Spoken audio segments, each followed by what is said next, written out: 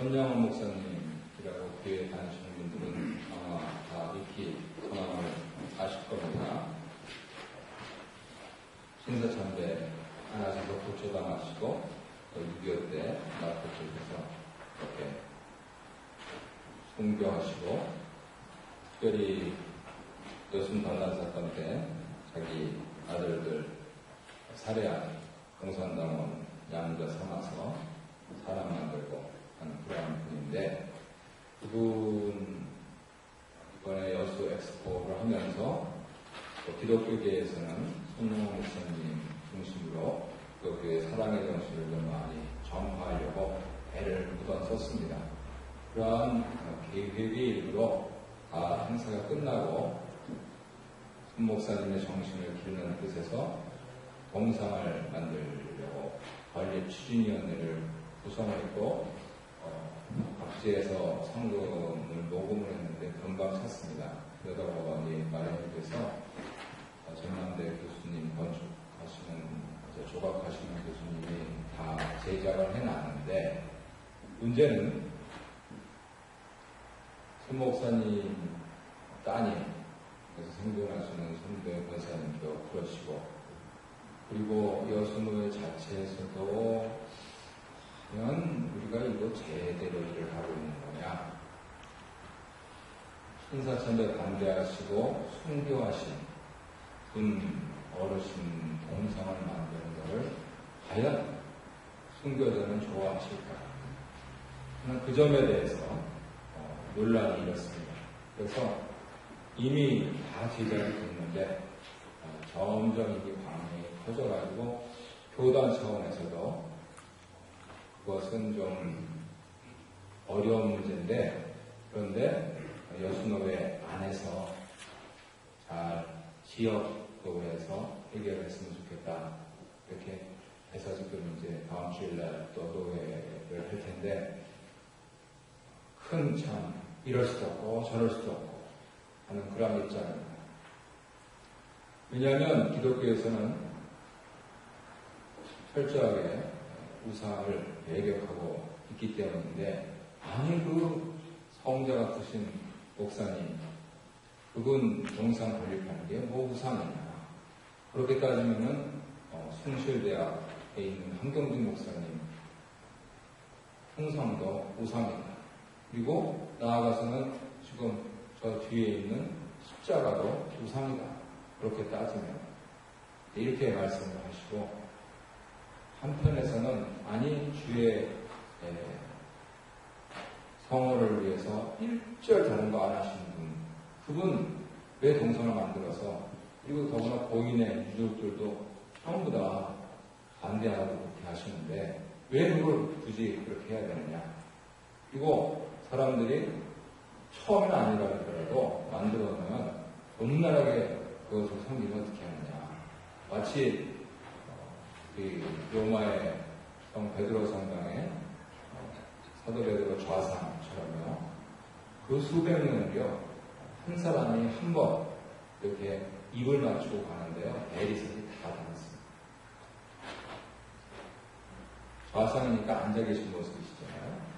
그래서 오른발 왼발인데 왼발은 다 달았습니다. 대리석. 나는 뭐 아무렇지도 않게 이렇게 하고 한번 키스하고 지나가는데, 그거를 수만 명, 수백만 명 역사를 수백 년을 내려오면서니까 그게 닳더라고요.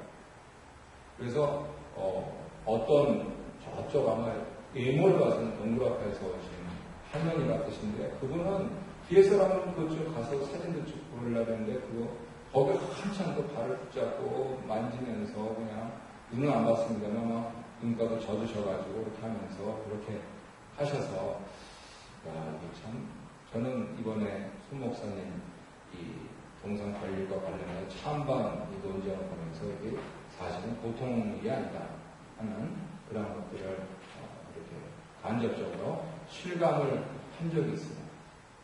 혹시 손영원 목사님 잘 모르시는 분 가운데서 우리 교회에서 전에 제 학교 후배 목사님이 수요일날 와서 책 팔고 있거든요. 그분이 그래도 하와드 사도 보십니다.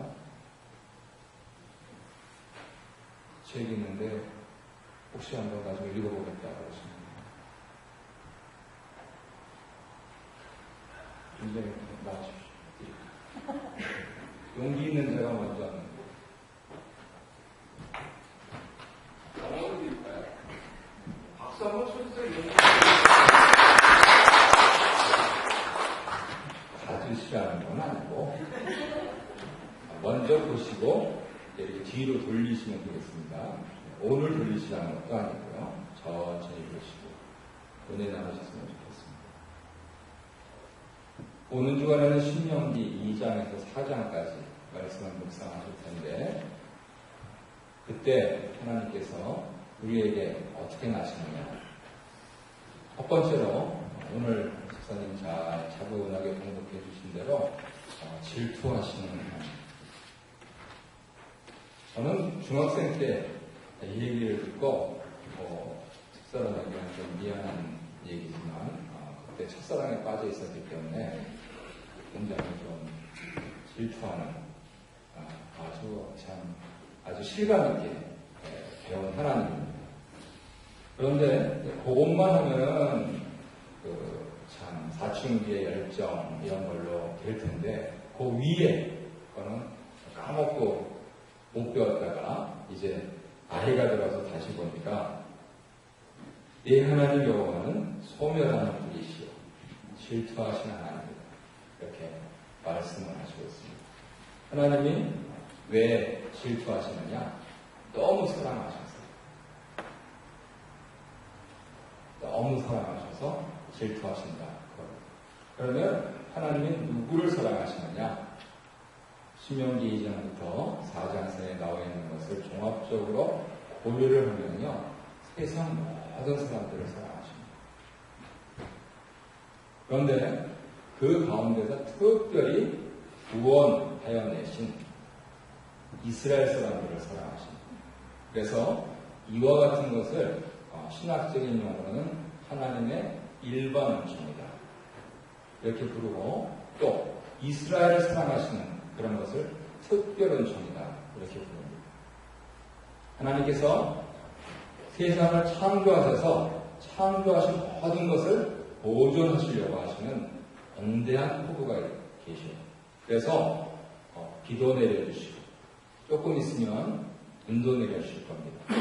아마 일기가 변하는 것으로 봐서 우리 집에서 밖으로 나가는 수도는 이제 천천히 잠그셔야 때가 되지 않았나 이렇게 생각이 듭니다.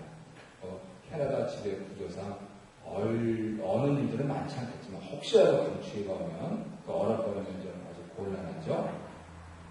이것처럼 충하추동 사철을 느끼면서 사람들이 살 수 있도록 공기를 주시고 또 바다를 통해서 물을 정화시키시고 다시 비를 내리시고 아무리 인조로 화초에 좋은 양분을 만들어서 줘도 하나님께서 한 번 비 내리시는 거 맞는 것보다 못합니다. 한 번 비 맞으면은 화초 살아나요. 그거 보면은 정말 신기합니다. 거기에 과학자들은 산소를 듬뿍 머금었다고 그러는데 하나님의 사랑이 그 미물이 화초에게까지 임하면 그 화초가 살아난다는 거죠. 그래서 이와 같은 일반 은총은 창조된 모든 것, 피조 세계에 골고루 미칩니다. 이것이 없으면 사람이건 동물이건 식물이건 미생물이건 살 수가 없습니다. 그래서 이와 같은 일반 은총 아래서 사는데 신명기 2장부터 그 부분에 대해서 말씀하시는 것이 뭐냐면 이제 구원해 내신 이스라엘 사람들을 약속하신 땅 가나안으로 들이실 때에 에돔, 모압, 암몬 이 사람들 지경을 지날 텐데 에돔이 누굽니까? 바로 이스라엘이라는 별명을 가졌던 야곱의 친형. 하나님께서 참 사랑하셔서 날 때부터 정말 남자 중에 남자였어요. 오늘날 여성들이 보면 한 번에 그냥 그런 남자입니다. 우리 교회에 그런 남자분들 많이 있으시죠? 딴 사람들 보지 마시고 집안에 있는 사람들 보세요. 그렇게 급하게 보실 필요는 없는데, 야, 세상에 그런 남자네. 근데 이 사람이 때까지 하나님 많잖아요. 그래도 아버지 이삭을 봐서 하나님께서 그 에서의 자손들한테는 내가 세일산을 중심으로 하면서 땅을 주겠다. 그래서 신약 시대에는 페트라라고 하는, 우리 인디애나 존스 3인가 5인가에 나왔었죠. 페트라. 그 바위벽 판대요. 거기는 난공불락이었습니다. 그 협곡을 지나면 위에서 돌아놨다가 되면 그냥 끝이에요. 그런데 어떻게 거기가 망했는지 그것도 불가사예요. 아무튼 모세 시대에는 그 사람들 전혀 손끝 하나 건드리지 말고 만에나 오물물을 먹든지 또 땅에 피해를 입든지 하면 변상하는 그런 말씀까지 있었어요. 같은 원리가 신명기 2장 3장으로 가면은 모압하고 암몬이라는 곳이에요. 모압하고 암몬이라는 데는 어디냐?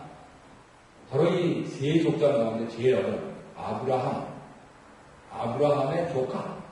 그 조카가 소돔과 고모라가 멸망할 때 자기 딸 둘과 실수하여서 그렇게 난 그러한 자손인데, 그렇더라도 하나님께서는 아브라함의 면목을 봐서라도 그 사람들을 계속 존속시키겠다 하셨습니다. 그러면 하나님 기왕이면은 아무리 족속까지 그렇게 하시지. 신명기 2장을 읽어보시다 보면 아니 하나님께서는 일반 은총으로 다 그렇게 사랑하신다고 하시면서 아무리 족속까지도 하시지요. 글쎄요. 그 깊으신 뜻을 사람의 언어로 어떻게 설명드릴 수 있겠습니까? 에돔과 모압과 암몬, 이 택하신 사람들 같지 않았는데 그 사람들을 피하라고 하시는 은총을 내려주시면서 이스라엘, 아모리 사람들이 살고 있었던 가나안 땅으로 드리겠다. 이렇게 말씀을 하셨습니다. 아모리 사람들이 어땠는가? 한마디로 이렇게 저는 이해를 합니다. 북미에서 또 중남미에서 또 갑자기 멸망한 그러한 종족들이 있는데, 대표적인 두 문명을 얘기하면 마야 그리고 잉카 이렇게 가리킵니다. 근데 오늘 고고학적으로 발굴을 해보면요, 한마디로 이 사람들은 인정사정이 없었어요. 다시 할게요. 이 사람들은 인정사정이 없었어요. 어떻게 그렇게 잘했는지. 차라리 에돔이나 모압이나 암몬 사나운 사람들이고, 하지만 그 사람들은 인정이 있고요, 사람 사정을 봐줄 줄 아는 사람. 그런데 아모리 사람들, 이 사람들은요 아마도 그랬던 것 같아요. 인정사정 없는 거예요. 그랬을 때 더구나 자신들이 전쟁에서 이기고 승승장구했을 때 마치 자기네들이 잘나서 그런 것 마냥 하나님의 자리를 대신했을 때 하나님께서 그들을 이스라엘 통해서 또 심판하신 역사적인 반면교사로 삼으신 것을 알 수도 있겠습니다. 어쨌든 그냥 하나님께서는 구원하신 사람만 사랑하시지 않고 일반적으로 비를 내려주시고 땅을 주시고 하는 이러한 사람들까지 그 가운데서 그나마 조금 하나님을 두려워하고 또 하나님을 제대로 알지 못해서 심지어는 이방신을 섬기지만 하나님의 족장들의 그러한 관계성을 가지고 에돔과 모압과 암몬이라고 하는 세 나라를 비껴가게 하십니다. 하지만 그것이 하나님 사랑할 그 본질을 나타내는 것이 아니고 왜 비껴가게 하시느냐? 결국은 이 구원받은 사람. 아까 창조된 것은 보존하신다 이렇게 표현했는데 구원받은 이스라엘은요 보호하신다. 이 사람들은 참 답답합니다. 오늘날에도요 사회학자들 또 문화인류학자들이 공통적으로 얘기하는 것이 이스라엘 사람들은 말이지 동일한 그때까지 비리비리하다는 얘기. 별로 키도 않고 병이 약해 보이고 하나 위에다가 쓰고 이렇게 가는데 그런데 이 사람들이 중학생만 넘어가면 근데 그때가 언제냐면요 이스라엘의 남녀 정통파들은 여학생들은 아니고 개혁파들은 여학생들까지 하는데 남녀한테 성인식을 해주는 거예요. 돈을 얼마를 드리냐? 물론 가정 따라 다르죠. 형편없는 어떻게 해주겠습니다만 그렇지만은 결혼식에 버금가겠죠. 그러니까 결국은 내 자녀에게 이 아이를 이제 독립시켜야 되겠다 했을 때 유대인 부모들은 자금을 둘러 나가는 거예요. 하나는 중학교 올라갈 때 반, 하나는 시집장가할 때 반. 그래가지고 엄청나게 거창하게 그렇게 해주는데 마치 그러한 한 사람의 일생처럼요. 이 이스라엘 민족이 성경에서 보면은요 비리비리합니다. 이집트에서 뭐 했습니까? 노예로 살았어요. 거기서 기적적으로 정말 나와가지고 어떻게 했습니까? 광야에서 40년을 빙글빙글 돌면서 제자를 찾지 못했습니다. 그런데 이 신명기 말씀을 받는 이 이세들이 조상들은 모두 다 하나님 말씀을 배약하고 갔어도 다시 우뚝 서는 이 놀라운 일입니다. 그 이후의 역사는 제가 시간상 말씀 안 드려도 2차 세계대전을 지나서 어떻게 이 나라가 지금 서 있는지 한편으로는 전 참 한국 사람인 것이 감사한 게 이 나라가 국방은 참 대단한 거죠. 그죠? 나라 조금에도 강원도만한 그런 땅 거기에서 사람도 몇 명밖에 안 되고 어떻게 버티는지 모르겠는데 근데 우리나라 군함을 산다는 거죠. 우리나라 군함은 배우 또 현대 또 STX 아니면 삼성 어디선가는 안 되는데 그 정도로 참 성능이 우수하다. 근데요 이 나라에다 군함 판다 이거 보통 일이 아닙니다. 왜냐하면 정보가 뻔해서 그래서 참 고마운 일이다 이렇게 생각을 하고 있는데 이 이스라엘 사람들이 2차 세계대전을 지나고 지금 2010년에 이르기까지 가장 철저하게 했던 그러한 외교 정책이 있었습니다. 거기에 한국은 참 6.25 전쟁 끝나고 이 동남 피해 때문에 명함 논문을 내가 이제서야 슬슬 시동을 걸고 있는 거고 자기가 살아남으려고 어떻게 했느냐 요르단 대충 지도 아시죠?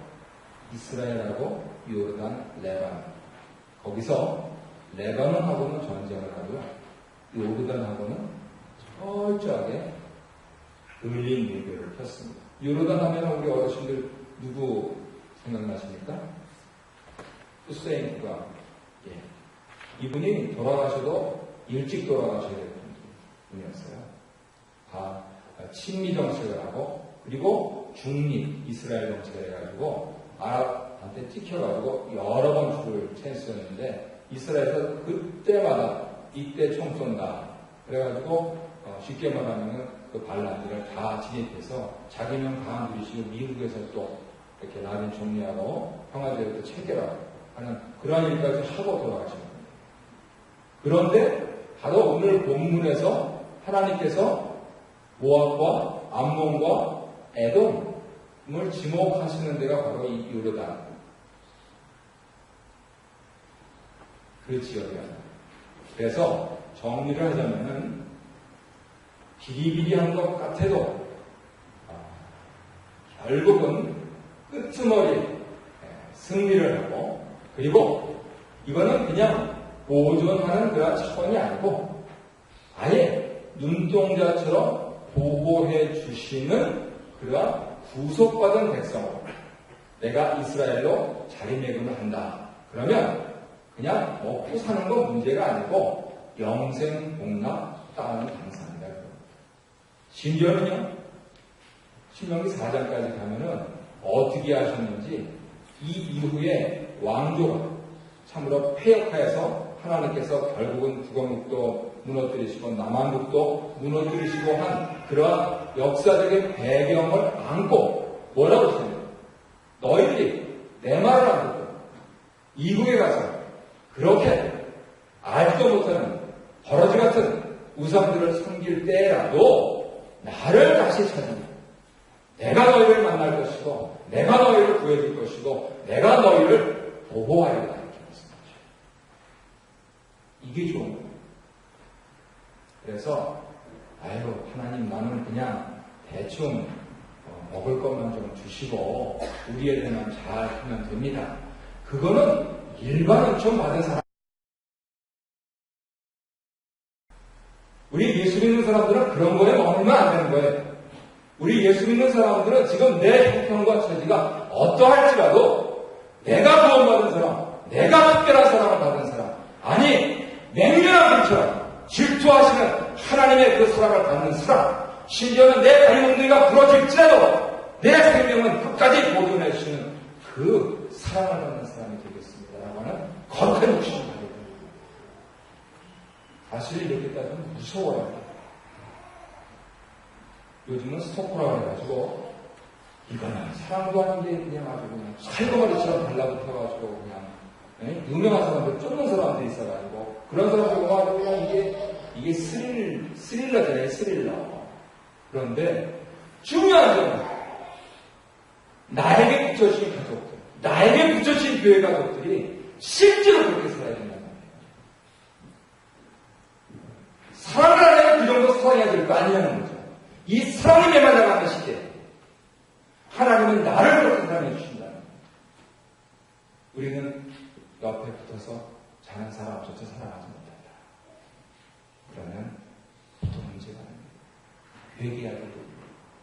그렇지만 신명기 2장 4장을 읽으면서 큰 위로가 임하는 것이 하나님 전부 맞습니다.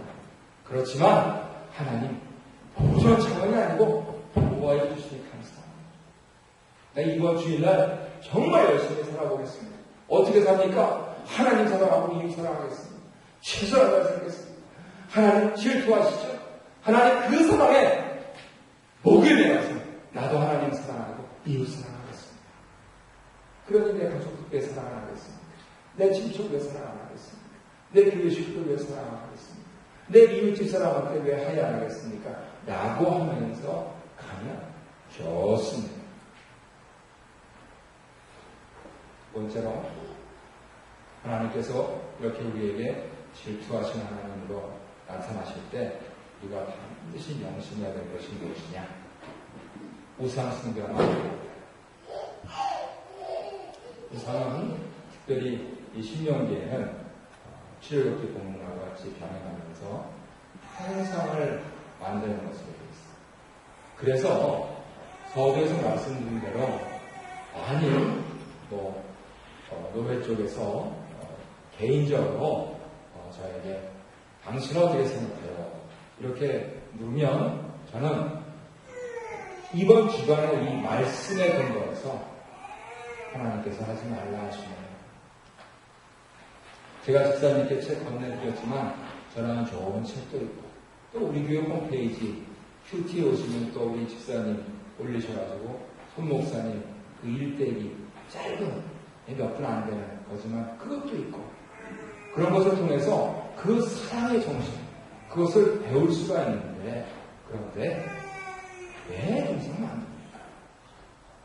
왜 사람들은 그렇게 합니까? 그분은 하나님 얼굴만 바라본 분이니 손가락 보이지 말고 하나님을 보이세요. 차라리 그걸로 멀리 있는 곳에서 고생하시는 선교사님들 보시면 좋을 것 같습니다.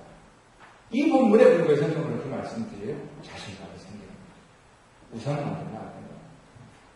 그래서 심지어는 목에 걸고 다니시는 십자가라도 이것을 음란히 섬기지 않도록 매우 조심하셔야 됩니다. 하나님께서는 그 부분에 대해서 아주 철두철미하게 그렇게 말씀을 해 주시는데, 특별히 오늘 우리는 21세기를 살고 있으니까 21세기에 이 현대인들에게 맞는 성경, 유진 피터슨 목사님이라고 하는 분이 그렇게 하셔서 지금 한국교회에서 이제 이번 4달에 다 번역해서 또 우리 교회에 드릴 그런 것으로 알고 있습니다만, 신명기 4장 15절에서 20절 이렇게 되어 있습니다. 본문을 현대적으로 풀어서 말씀한 것입니다. 한번 잘 들어보십시오.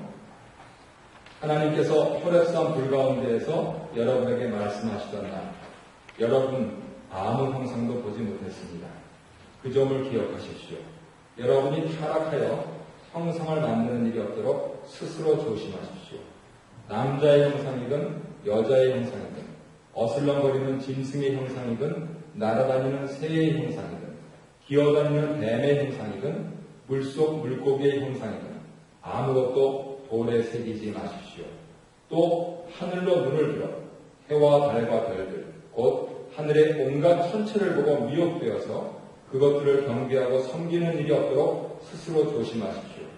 그것들은 도처에 있는 세상 모든 사람을 위해 하나님께서 진열해 놓으신 것에 불과합니다. 그러나 여러분은 하나님께서 용광로와 같은 이집트에서 건져내셔서 오늘 이처럼 그분 소유의 백성이 되게 하셨습니다. 아멘. 이처럼 하나님의 특별 은총을 받는 구원받은 백성들은 절대로 형상을 만들면 안 됩니다. 아름다운 미술 조각품 감상하시는 것은 자연입니다. 하지만 그것이 어느덧 내 마음속에 신의 자리를 차지하고 있다. 그것은 당장 깨뜨릴 것입니다. 하나님 외에는 내 마음을 차지하시는 분이 없도록 오직 일편단심 하나님 한 분만 섬겨야 됩니다. 라고 하는 이것이 우상을 금지하시는 하나님의 말씀의 의도인 것이죠. 그리고 이제 주말로 갈수록 그 부분이 더욱 분명해지는데, 그렇다면 우리는 이것을 어떻게 간수해야 될 것이냐, 거기에 대해서 답은 한 가지입니다. 그 비밀만 말씀드리고 맺도록 하겠습니다. 결국 이 설교를 듣는 출애굽 2세대는 할아버지, 아버지, 어머니 모두 잃었습니다. 왜요? 하나님께서는 그 할아버지, 아버지, 어머니에게 두통 말씀하셨는데,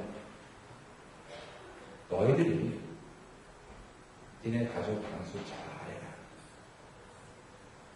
나 여호와는 아무 형상을 볼 수 없는 신이니까 너희들이 할아버지가 아버지가 아들에게 말씀을 전수하면서 사는 길 외에는 없다. 너희 가정이 복음화 되지 않는 한 이 신앙은 전수되지 않는다. 다른 것은 족보가 있고, 다른 것은 신상이 있고, 다른 것은 몇 세대를 건너서 다시 볼만한 무엇을 가지고 거짓으로 할지라도 이 여호와 신앙은 오직 말씀만으로 전수된다. 그러니 할아버지가 아버지에게, 아버지가 아들에게 명심하라. 가정을 복음화시키라. 가정을 이렇게 하면서 철저하게 가정 중심으로 살도록 이렇게 말씀을 하셨던 것입니다. 신명기 4장을 보시면 나옵니다. 그런데 결국 1세대는 그것을 못했습니다. 하지만 희망이 남아있는데 그 가운데서 한 두 사람 아시고 계시죠? 누구죠? 여호수아와 그리고 갈렙. 신명기 4장에 보시면 갈렙은 나옵니다. 그리고 3장에서 여호수아에게 나오나 이렇게 나오시는데, 우리는 알고 있습니다.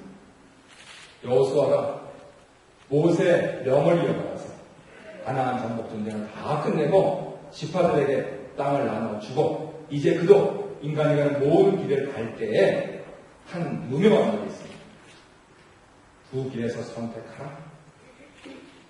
하나님을 섬기겠느냐, 아니면 이 풍요로운 세상이 겉만 번지르르 이러한 것들, 거짓된 것들을 섬기니 여기서 너희들이 결단, 너희 모두가 이 세상을 쫓아간다 해도 나와 내 집은 여호와를 섬기겠다. 그거 무슨 소리냐?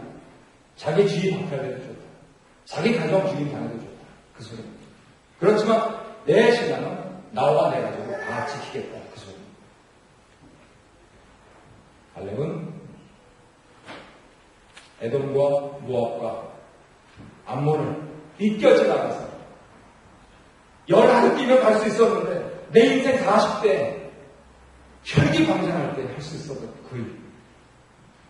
공동체를 잘못 만나가지고 이제 40년 지나가지고 나이 어들이 넘어가지고 이걸 하게 됐는데 아직도 내게 힘이 있으니까 그때 모세가 당신과 나에게 말했던 그 선제를 알겠다. 내가 아직도 힘이 있으니 올라가서 쳐보시겠다. 그러한 용기를 보이면서 그 아우 온니엘도 그리고 더 놀라운 것은 사사기 쪽으로 가면 그 딸 악사 온 가족들이 이 아모리 족속을 멸하는데 영적으로 표현하면 마귀 권세를 멸하는데 온 집안이 집중하면서 사역을 가졌어요. 놀라운 사실은 여호수아의 가문은 어떻게 됐는지 잘 모르겠습니다. 에브라임 사람들 왕조에 아마 틀림없이 큰 자리 하셨을 거예요. 그런데 유다 지파인 갈렙 사람들은요, 대제사장 아론 눈중에 주어야 할 레위 지파에게 띄워줘요. 레위 지파도 보통 레위 지파가 아니고 대제사장 아론 눈중에 띄워줘야 될 그 땅 하나님께서 띄워주지 말라고 하십니다. 놀라운 사실. 바로 이 유다의 길을 통해서 우리 예수께서 나십니다. 그래서 결국 저는 그렇게 정리합니다. 우상 숭배 그거 안 하겠다 하는 그 차원이 아니고 마귀 권세는 웃지를 않는 앞장서 내가 아니면 내 자손들이 해들을 위해서 이 영적인 권투를 싸우는 그런 사람들에게 하나님께서 반드시 상을 주시는 그런 강한 믿음을 갖게 되는 것이죠. 유감스러운 것은 한국 장로교는 1938년도 9월 9일날 평양의 성문학교에서 신사는 종교가 아니요 애국심이요 하면서 신사천도를 결의했어요. 홍택기 목사님 총회장 하실 때 1948년도 그로부터 10년 후 9월 9일날 그 자리는 공산당 창건하는 장소가 되고 그날은 조선인민민주주의 해방공화국이 건국을 가졌습니다. 민족의 부흥의 한시였던 평양에서 신사천대 결의했더니 공산당 들어선 겁니다. 딱 10년 지났습니다. 그래서 이 자리에 계신 우리 교회 성도님들 맨날 똑같이 아니에요? 10년 두려워하십시오.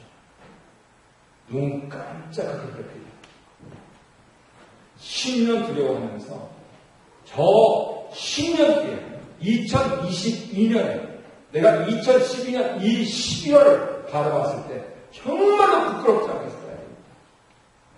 내가 하나님 앞에서 결단하고 하나님의 성경으로 하는 그 신앙 고백 외에 마귀의 것들을 멸하는 이 영적 전쟁에서 성공해 서야 되겠다 라고 하는 그러한 다짐을 가지시면 참으로 우리 성전에 유쾌한 날이 있게 될 줄 믿습니다.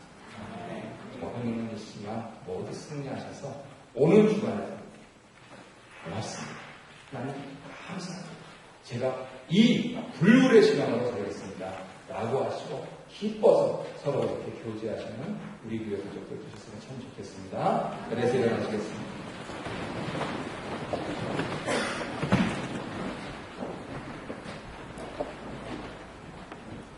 이제는 우리도 예수 그리스도의 은혜와 아버지 하나님의 그 크신 사랑하심과 성령님의 교통하심이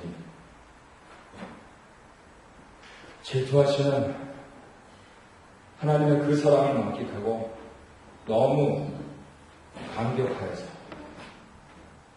하나님의 다른 것은 거들떠도 보지 않을 뿐만 아니라 내 가정, 내 자식들에게 들어와 있는 모든 악한 것들은 다 제하리라.